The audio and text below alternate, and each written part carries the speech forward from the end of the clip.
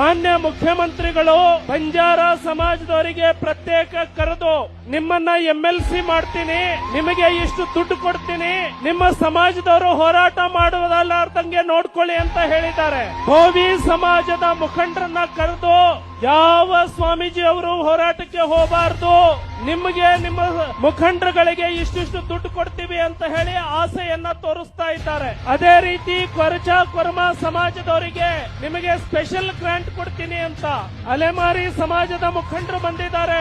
ನಿಮಗೆ special package ಕೊಡ್ತೀನಿ, ಹೋರಾಟ ಮಾಡಬೇಡಿ ಅಂತ ಹೇಳ್ತಿದ್ದಾರೆ.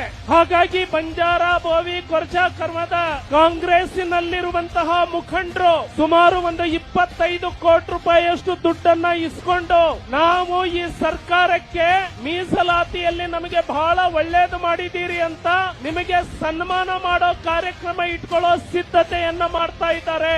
ತಮ್ಮ ಎಲ್ಲ ಒಪ್ಪಿಗೆ ಇದ್ರೆ ಈ ಸರ್ಕಾರಕ್ಕೆ ಅಭಿನಂದನೆ ಮಾಡೋದಕ್ಕೆ ಯಾರಾದ್ರೂ ಹೋದ್ರೆ ಅವರನ್ನ ಸಮಾಜ ದ್ರೋಹಿಗಳು ಅಂತ ಕೈ ಎತ್ತಿ ನಿರ್ಣಯ ಮಾಡಬೇಕು ಅಂತ ಹೇಳ್ತವೆ.